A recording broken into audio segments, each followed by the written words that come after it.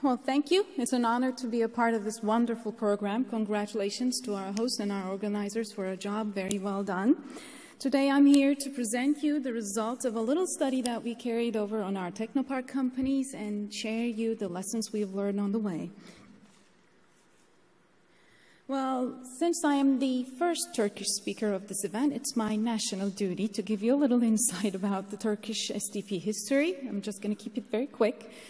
The science and technoparks have been in the Turkish government's agenda since the early 1990s.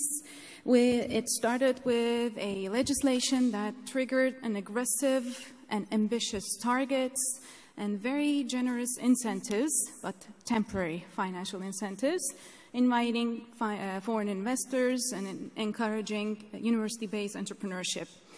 20 years later, we're at 59 technoparks in 41 provinces, around 3,000 resident companies, 30,000 people coming to work every day. Zooming in to Ankara, which happens to be not only the formal capital, but also the technopark capital of Turkey.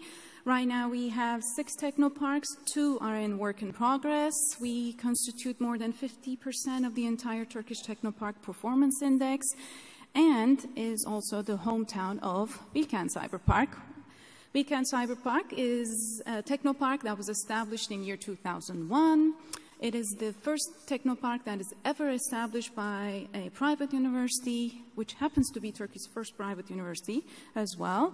Currently hosting 240 companies in a land over 390,000 square meters of land, and 60 incubators in the incubation, and a closed office space of more than 100,000 square meters of space.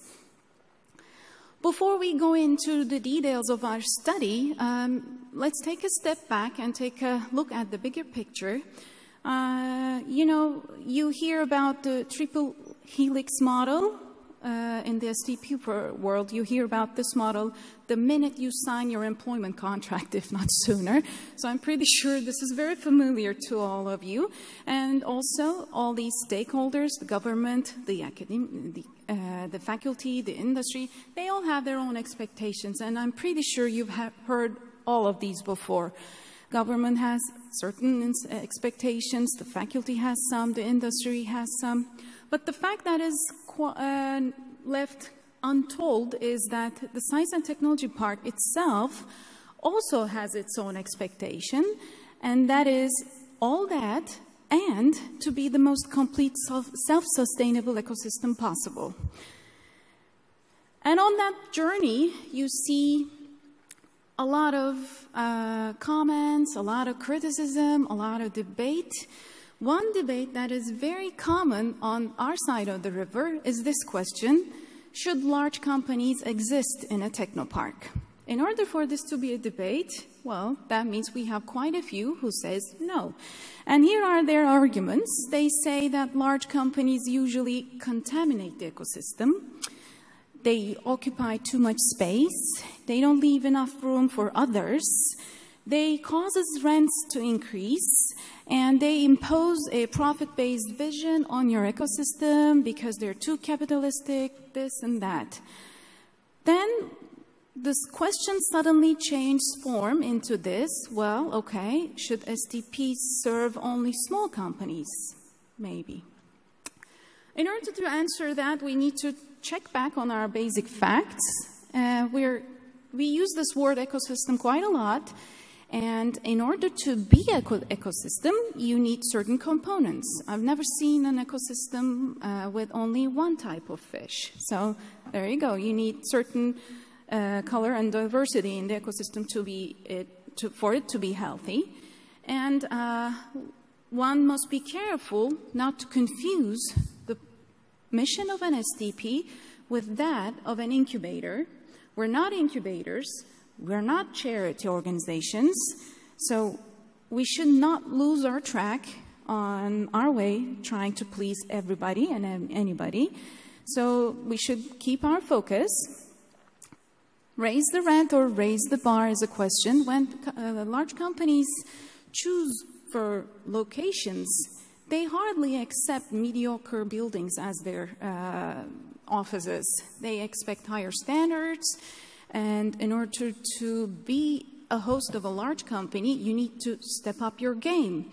And as a result, large companies do not raise the rent, they raise the bar in terms of services that you provide for them. Large companies occupying too much space, that's my personal favorite. Large companies occupying too much space is a comment that we usually get from small companies in our waiting list. That's a comment that they love to word quite often. And ironically, when you ask them, why are you in the waiting list or why did you apply, they say that because that large company is there. So that kind of answers itself in the same sentence. So it is true, large companies have very large magnetic powers. They change your image overnight once they join you. And they're the underlying true reason for why small companies are attracted to an STP in the first place. When it comes to incubators, boot camps, pre-incubation programs, they're all nice. They make you feel good about yourself. This is very helpful. Everybody must do a lot of those. But you know what? It is costly. For those of you who make profits out of your incubations, hats off to you. But for the rest of us, somebody has to fund that program. And when you need that, a large company who can afford to pay rent certainly helps. And at this moment, I'd like to quote this comment from a Forbes article regarding the success story of Research Triangle. Big fan, by the way. And it says, it is safe to say that on the journey of success, major milestone can be stated as not the year 1957 when area development studies were started, but the year when IBM announced that it was moving over to the Research Triangle Park area.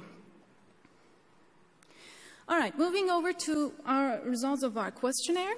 We asked 2 questions to our tenant companies. One was the question, why did you choose to be in a technopark? And the other question, okay, which technopark services have you benefited the most? And we had 170 answers to our questionnaire, and we analyzed the result in 2 ways. We had a debate among ourselves about categorization of our results. Some say we should categorize it by age-wise. Some said we should categorize it by size-wise. So we did both, and in the end, we compared. Well, what did we learn? Well, we learned that in order to be a self-sustaining ecosystem, you need to aim for that. Otherwise, you're doomed to rely on other sources of income, and God knows they don't come for free. So you got to accept the baggage that comes with it. And your ecosystem will never be complete if you leave certain parts of it out, whether it be large companies, whether it be certain teams, certain industries. That usually don't make sense. In other words, diversity is good, it's healthy, it's necessary for your good, and you gotta allow it to happen. And in an ecosystem, large companies' contribution is undeniable. You cannot afford to leave them out. No question about that. Well, you can manage how they input your ecosystem. That's another area. And on a last note, well, we combined our tables and we realized that our company profiles basically boil down into 3 categories. The first one is your youngsters. They are your babies. They don't need much, and whatever they need, they can find it easily compared to the rest of the team. And public loves them. I mean, come on, who doesn't like babies? So they're doing okay. Your second profile is your large companies. You've got to find ways of attracting them, and when they're in, you should be welcoming them. But you got to find ways of not letting them become an island in your ecosystem. They have to interact with your rest of the ecosystem. And then comes your mid-sized companies.